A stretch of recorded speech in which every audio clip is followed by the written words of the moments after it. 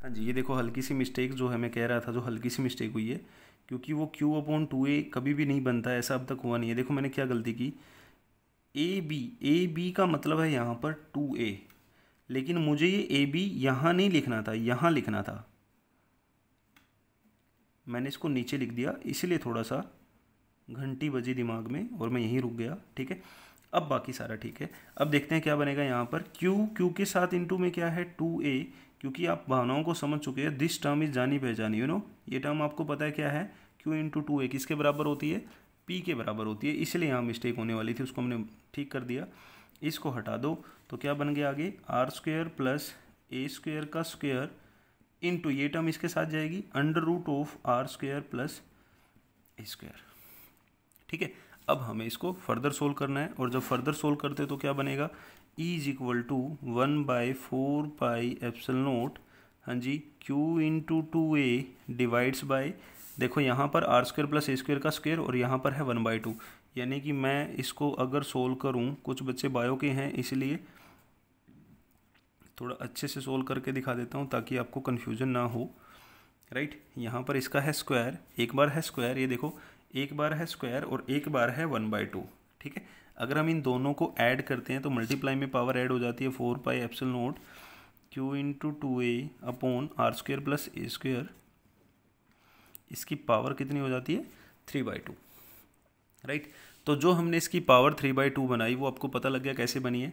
And then we know that Q/2A = P। देखो मैंने आपसे एक क्वेश्चन किया था कि इसका यूनिट क्या आएगा, तो इसका यूनिट क्या आना है, चार्ज की यूनिट क्या होती है कूलम, और 2 कुछ नहीं होता, 2 कोई क्वांटिटी है ही नहीं, 2 एक नंबर है, तो नंबर की कोई यूनिट होती नहीं है। और अब बचा क्या, ए क्या है डिस्टेंस, तो कूलम मीटर आएगा इसका रिजल्ट। आपने वहाँ पर कूलम 2 मीटर लिख रखा था, और मैंने भी आपको इसलिए पजल किया था ताकि आप दिमाग लगाओ, तो यहाँ पर कूलम मीटर आना है जस्ट। ठीक है, इस चीज़ का ध्यान रहे। तो हमारा जो रिजल्ट आ रहा है यहाँ पर, फाइनल रिजल्ट जो आ रहा है वो है E = 1/4πε0 P upon R² plus A² power 3/2।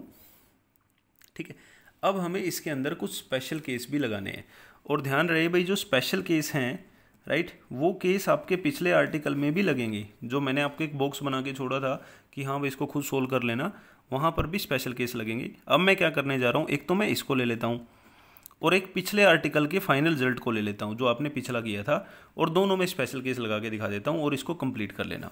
Right, तो मैं पहले किस टर्म को ले रहा हूँ, इस टर्म को ले रहा हूँ 1। पहले कल वाली टर्म देख लेते हैं क्या है, लास्ट डे वाली जो है वो थी आपकी एक्सियल लाइन, और ये है आपकी इक्वेटोरियल लाइन। ठीक है, तो जो एक्सियल लाइन का हमारा रिजल्ट आया था that is E = 1/4πε0, right, Q/2R upon R² minus A² complete to the square. शायद यही आपका रिजल्ट था। हाँ, यहाँ पर हमें स्पेशल केस लगाने होंगे।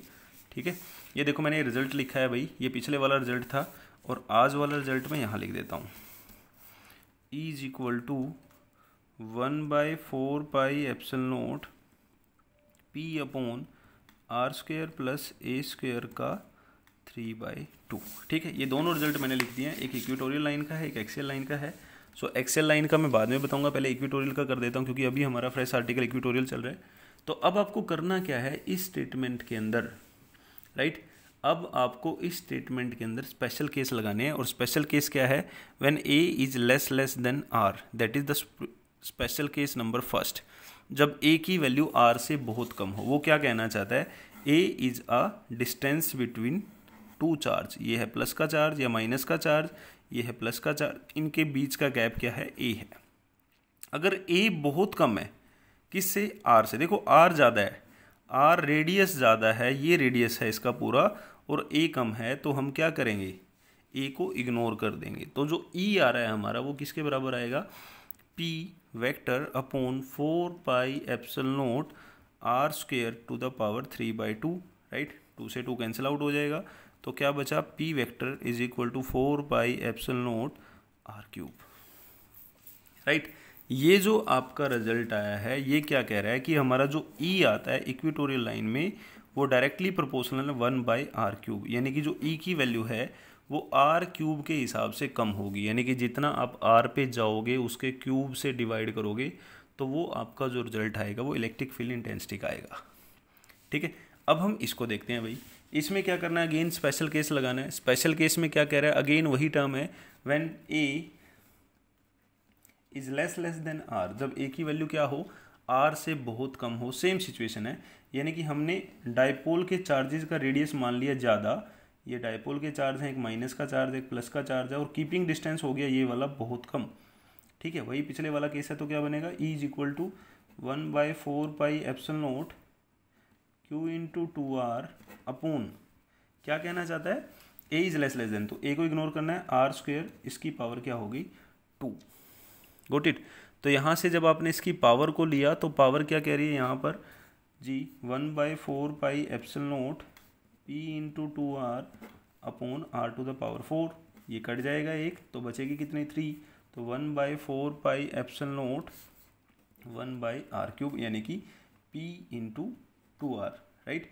तो यहाँ पर जो हमारा रिजल्ट है वो बिल्कुल क्लियर आ चुका है। तो E का जो रिजल्ट है इस फॉर्म में वो क्या आ रहा है, 1/R स्क्वेयर, सॉरी क्यूब था बेटा, ये 1/R क्यूब। तो दोनों ही केस में हमारा जो रिजल्ट है वो सेम बन रहा है। इससे क्या शो होता है कि जो हमारा रिजल्ट है इलेक्ट्रिक फील्ड इंटेंसिटी का वो इक्वेटोरियल लाइन और एक्सियल लाइन पर हमेशा ही सेम रहता है, हम उसको कभी भी चेंज नहीं कर सकते।